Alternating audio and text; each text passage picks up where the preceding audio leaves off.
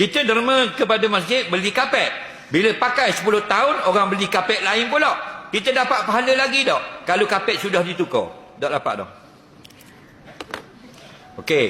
Bila ada orang kutip derma, orang khabar kita nak piti 10,000 nak beli kapet sejik. Kita pun ambil 10,000. Kita seorang ya. Okey, beri. Bila kita beri, takkan beli selalu kapet. Faham tak?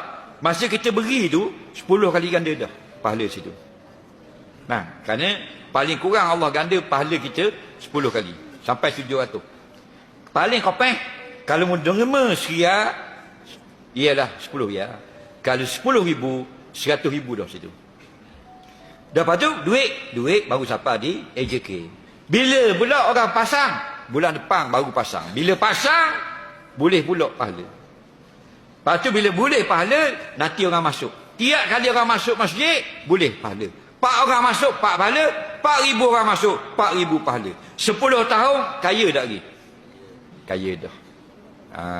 Lepas 10 tahun, kapek dia tu orang tindih ke atas. Boleh pahala lagi, pasal hidup bawah. Kapek dia orang buang, tak boleh dah pahala.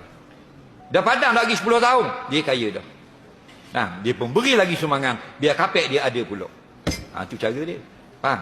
Cuma gini, kalau kapek molek lagi, jangan buang. Beri kepada masjid lain. Supaya tak putus wakaf orang tadi. Nampak?